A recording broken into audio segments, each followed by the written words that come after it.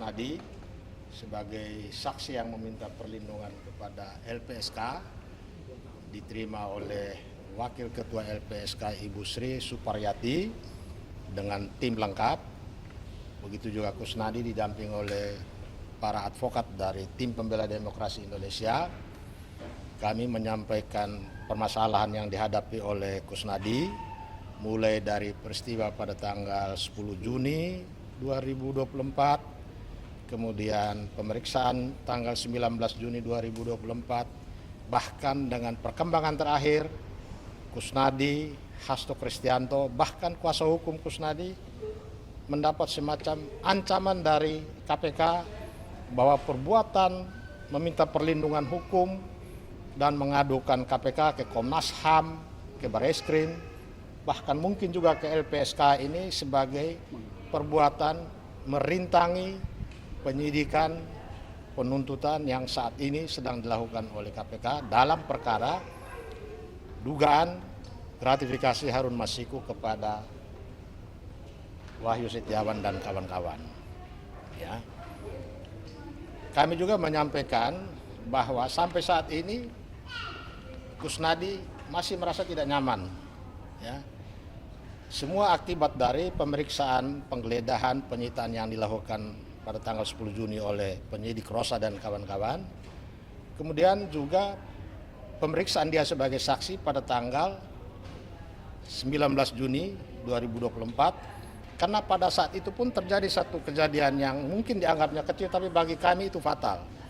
Kenapa?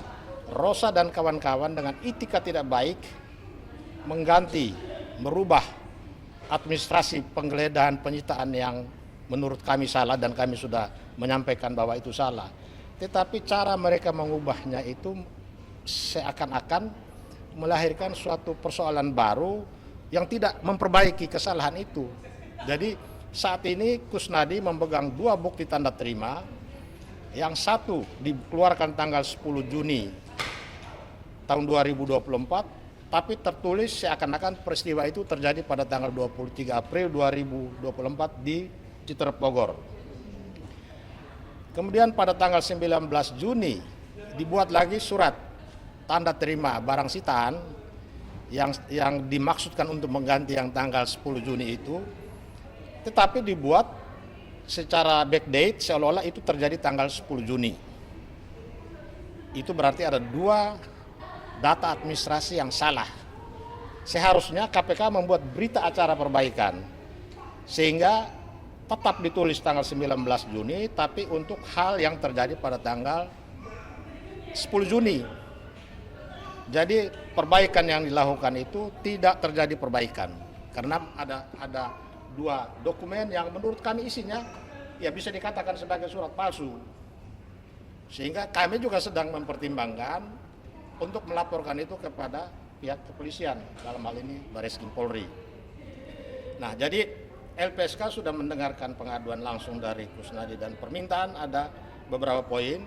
Pertama, supaya Kusnadi dan keluarganya mendapat perlindungan dari sini, ya, dari LPSK, supaya dia nyaman.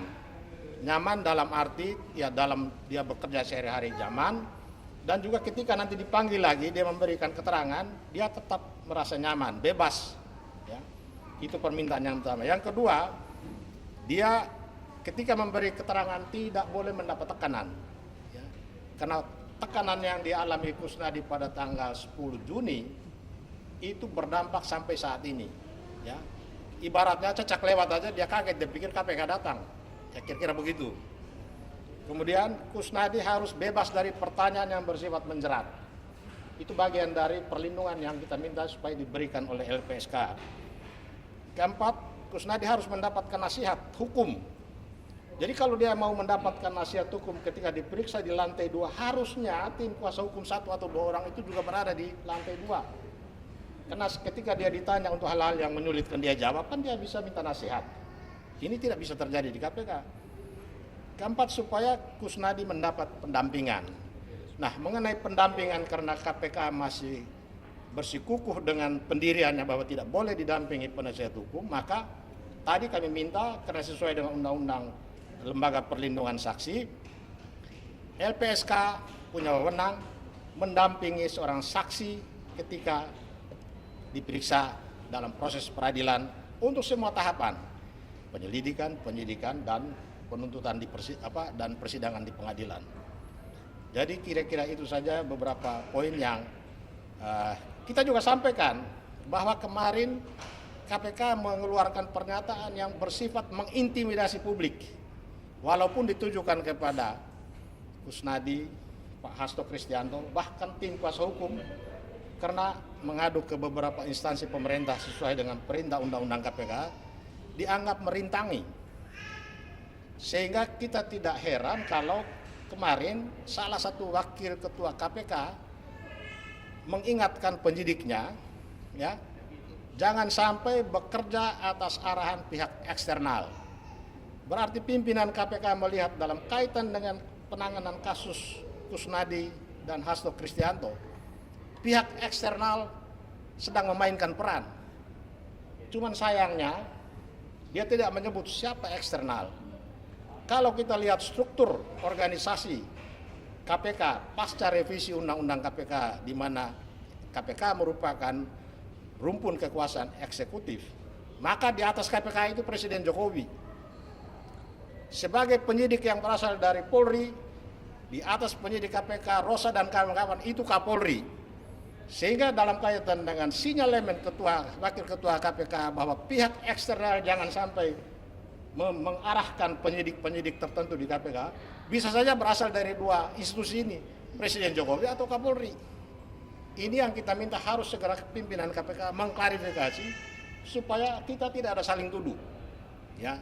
Terutama rakyat kecil yang dipanggil KPK itu tidak ketakutan. Jangan dengan rakyat kecil, pengacara aja kalau dipanggil KPK bisa ketar-ketir, ya. Karena berbagai hal yang terjadi penyimpangan di lantai 2, lantai 3 itu tidak boleh didampingi siapapun. Setiap orang yang masuk halaman KPK hak ajasinya sudah hilang. Dompet tidak boleh dibawa, handphone tidak boleh dibawa, yang diperiksa sebagai saksi tidak boleh didampingi, padahal undang-undangnya perintahkan harus didampingi. Undang-undang LPSK mengatur, undang-undang HAM mengatur, undang-undang KPK sendiri mengatur, dan KUHAP mengatur begitu. Itu kira-kira yang kami sampaikan. Pak Kusnadi sendiri ada pemanggilan lanjut dari KPK? Ya, kita belum tahu, tetapi dia siap. Karena dia siap, maka dia mencadangkan beberapa upaya ini supaya dia datang dengan bisa membusungkan dada, ya hormat bendera, bukan dia datang dengan mengheningkan cipta. Kira-kira begitu. Dia siap datang walaupun masih galau, masih was-was. Itulah dia datang ke LPSK. Bang, izin bang, sebelumnya kan dari pihak TPDI kan yang hendak mengajukan pra peradilan tuh bang ke Jakarta Selatan, itu kelanjutannya seperti apa bang? Apakah akan tetap akan diajukan, karena ini kan lagi dipertimbangkan. Ini soal strategi. Jadi karena berhadapan dengan kekuatan besar. Kalau KPK ini KPK periode 5 tahun ke belakang yang lalu, mungkin caranya beda. Tapi KPK era yang sekarang ini luar biasa. Dia independensinya juga kita pertanyakan, sehingga misi-misi penegakan dalam arti pemberantasan korupsi ini untuk kepentingan siapa? Jadi persoalan gagalnya KPK menangkap Harun Masiku sudah 5 tahun jalan, bukan persoalan HP-nya Hasto atau HP-nya Kusnadi, tapi persoalan internal KPK yang sampai sekarang tidak terselesaikan. Ada persoalan internal mereka, bukan pada masyarakat yang mengadu, bukan kepada Kusnadi yang sedang mengadu lalu dianggap itu merintangi. Masa merintangi KPK hanya dengan apa? Sita handphonenya Kusnadi.